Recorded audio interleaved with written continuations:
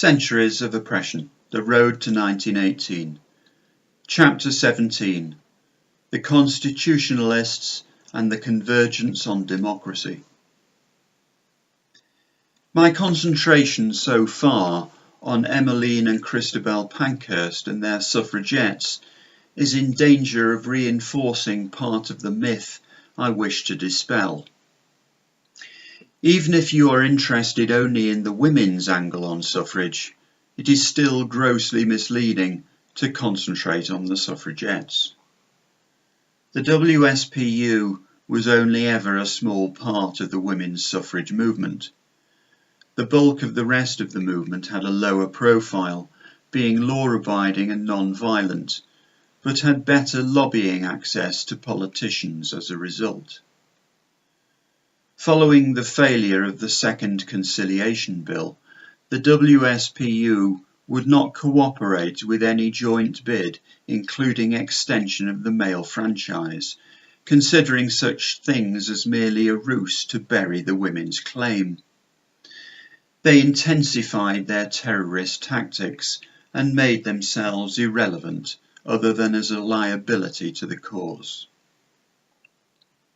The most significant of the other women's suffrage organisations was the National Union of Women's Suffrage Societies, the NUWSS, founded by Millicent Fawcett in 1897. In the years immediately before and during World War I, the complexion of the political approach, led by the NUWSS and others, was to undergo a crucial change.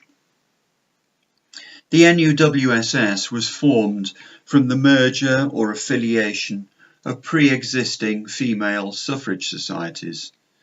Indeed, by the 1890s, there were 17 individual groups that were advocating women's suffrage in the UK, and more would be formed over the next 20 years. To drive this home, here are the names of some of them which were active at one time or another, sometimes later merging.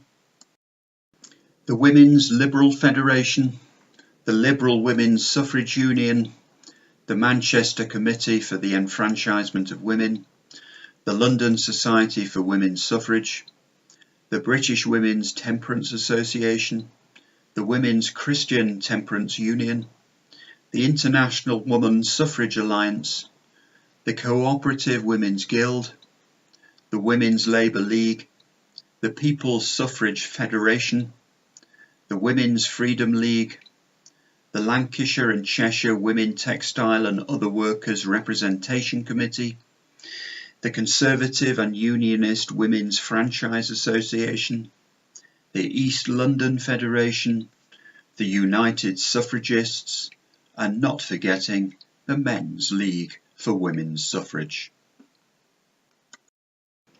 The interplay between these groups has been clarified by Holton, but the details need not concern us here.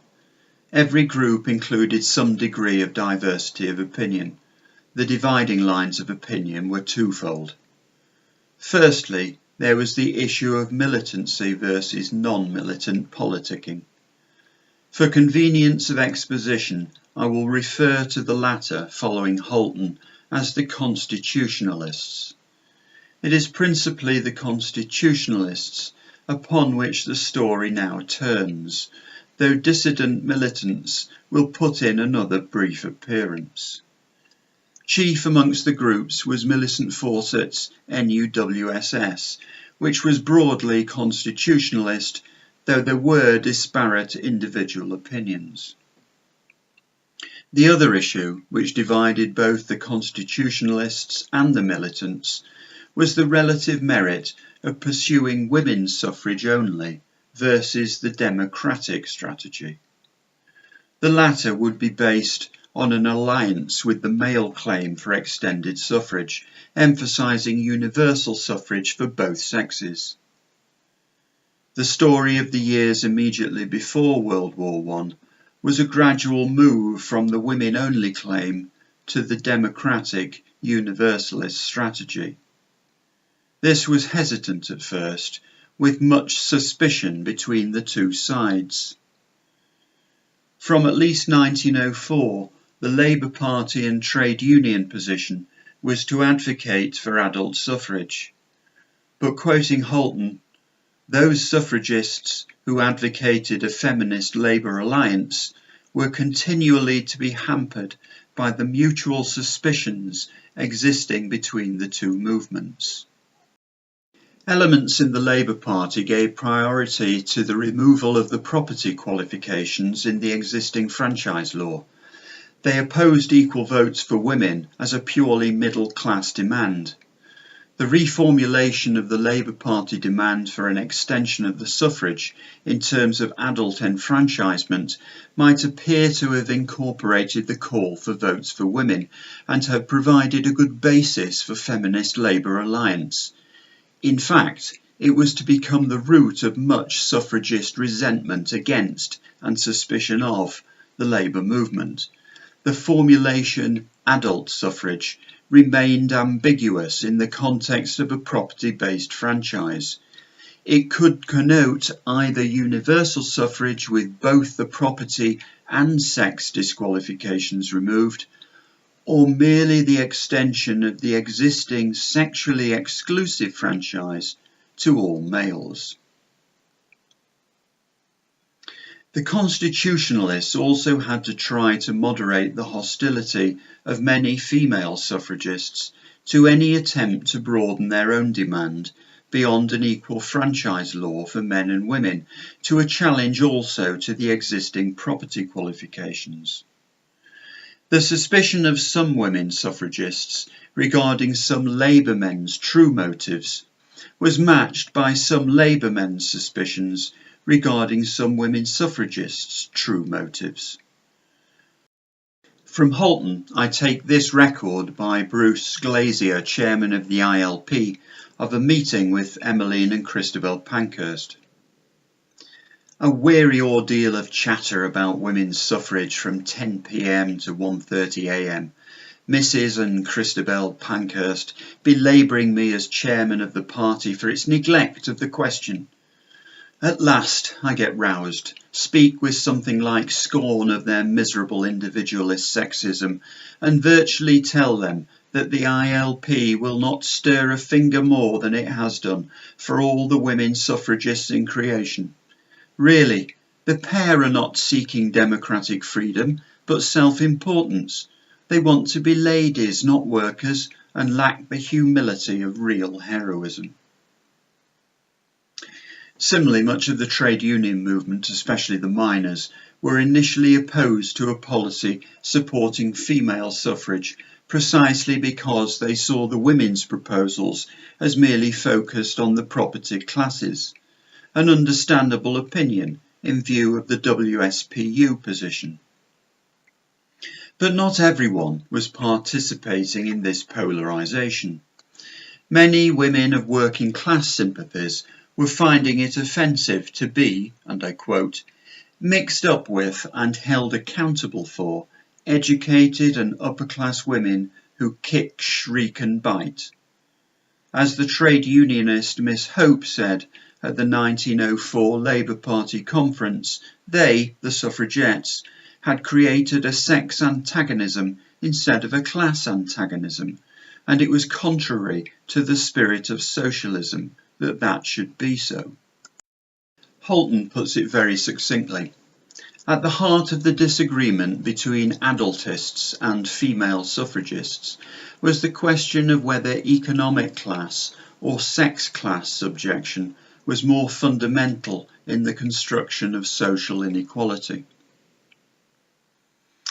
Like the WSPU, many of the non-militant suffragists also reacted with disbelief to Asquith's promise of an amendable manhood franchise bill.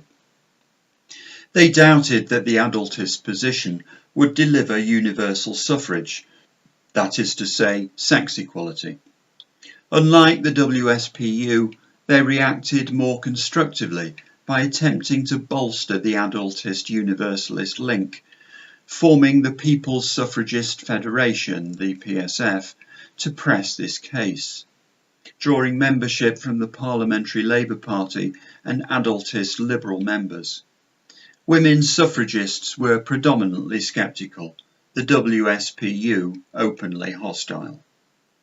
That Mrs. Fawcett was no wiser than Mrs. Pankhurst in appreciation of the nature of the Big Snag is proved by this reaction to the PSF. I do not believe there is much genuine demand for universal suffrage. I certainly have not met with it when I've been about the country speaking. In any case, our position is clear. We have nothing to do, and can have nothing to do, with a general alteration of the franchise as it affects men. Any change in the direction of adult manhood suffrage would make our task infinitely more difficult of attainment. But Fawcett was out of step with some in her own movement. Some resigned from the NUWSS over the adultist issue, including its secretary Anne Bertrand Russell. At this point, those in the women's movement who might be called democratic suffragists began to emerge as a separate body of opinion. Margaret Llewellyn Davis, in a letter to The Common Cause, wrote, "Those who have initiated this joint movement of men and women believe that the effective political strength and the fighting force of the women's suffrage movement will be greatly strengthened by showing that it is in harmony with democratic sentiment. The democratic demand that the suffrage should be placed on a human and not a property basis is the way to secure the passing of a great reform bill." And she added later, "The PSF is not just playing men's games with blindfolded eyes. If its women members want manhood as well as womenhood suffrage, they strengthen their demand for the vote for themselves, because the argument for adult suffrage is comprehensive and inspiring." It should be recalled that the renewed vigour behind manhood suffrage, or adult suffrage, was happening in the context of the Great Unrest. As far as manhood suffrage was concerned, this was not merely the politics of theoretical democracy, but the realpolitik of strikes, civil unrest, and the growing threat of state military reaction. The men's struggle was rather less genteel than the women's, and if the striking men were less vociferous about the vote as their major objective, recall that this was because the syndicalist position was that political power would be obtained once the means of production was in working class hands. However, the revolutionary disposition of the striking men did not dampen Labour Party determination to secure universal suffrage, at least initially, for men. As the suffragettes reached the zenith of their terrorist campaign, they simultaneously became irrelevant, except as a liability. By 1912, the alliance between the bulk of the female suffrage movement and the male-led Labour movement, for so long resisted by both parties, became the main game in town. On the 30th of April 1912, a meeting was held between NUWSS officers and a subcommittee of the Labour Party, which included Keir Hardie, Ramsay MacDonald and the Labour Chief Whip George Roberts. The latter confirmed that women's suffrage was now Labour Party policy and that Labour remained pledged also to adult suffrage. However, George Roberts later made clear that the Parliamentary Labour Party did not favour limited women's suffrage. Well, of course not. This was the big snag yet again, but still the women suffragists saw it only in terms of sexism. And, according to Holton, Ramsay MacDonald continued to cause disquiet by repeatedly attacking the WSPU and asserting the middle-class basis of the women's suffrage movement. It was not only their violence which made the suffragettes unpopular in some quarters, it was also their class and their class-biased demands. While the democratic suffragists were attempting to consolidate the link between female suffrage and manhood suffrage in order to strengthen their hand, There were anti-suffragist forces within government who were glad of this link as a mechanism for frustrating their success. Here's an extract from the diaries of Charles Hobhouse, anti-suffragist member of the cabinet in 1912. Apparently, the suffragist members of the government have now made it a condition that there should be no extension of the male franchise unless at the same time the vote is extended to some women. If, therefore, women's suffrage can be defeated next session, it would appear that we shall have no male suffrage bill after all. In any case, a year has been gained. This reinforces the observations made by both Emmeline Pankhurst and Millicent Fawcett that it was the extension of the franchise to working class men that the anti-suffragist element were really trying desperately to avoid. But Mrs. Pankhurst never grasped that limited female enfranchisement was an impossibility without an extension of the male franchise, due to the Big Snag. Whatever the anti-suffragist forces may have believed, the NUWSS continued to court alliance with Labour suffrage policy. At the Labour Party conference in 1913, a resolution was passed to oppose any franchise bill in which women are not included. This was a watershed moment. The Big Snag may never have been consciously appreciated, but the tying together of the women's and men's suffrage causes was the only way it could be defeated. Throughout 1913 and early 1914, the alliance between the cause for women's suffrage and the Labour-led drive for manhood suffrage continued to strengthen. The Common Cause declared, "The question of the vote is no longer a question of sex. Cabinet ministers who delude themselves with this belief, if any exist, are lamentably out of touch with public feeling, and particularly with the Labour movement." By this time, the trade unions had come on board with the joint policy, and demonstrations for female suffrage enjoyed strong working-class male attendance. Holton notes, "Democratic suffragists sought to offer an alternative perspective on their claim to the sex war attitudes increasingly fostered by the WSPU leadership." Whereas the WSPU policy was the negative one to attack the Liberals as the ruling party, the NUWSS and other democratic suffragists instead pursued the positive policy of forming an alliance with the Labour Party. Quoting Holton again, "The democratic suffragists, who were the most tenacious and consistent proponents of the policy, remained committed to a suffragist-Labour alliance, both as a long-term strategy and as an expression of their conviction of the interrelatedness of feminist and class politics."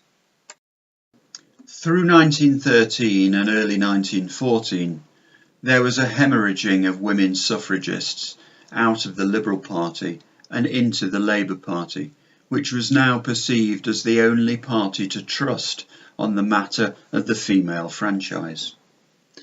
The Liberals responded by setting up the Liberal Women's Suffrage Union, which attempted to draw the NUWSS away from their alliance with Labour, but to no avail. The Liberal Party, Asquith and then Lloyd George, were caught in the middle of the Big Snag, and the NUWSS were exploiting the fact. Catherine Marshall was the parliamentary secretary for the NUWSS and was second to none in her lobbying of MPs and ministers.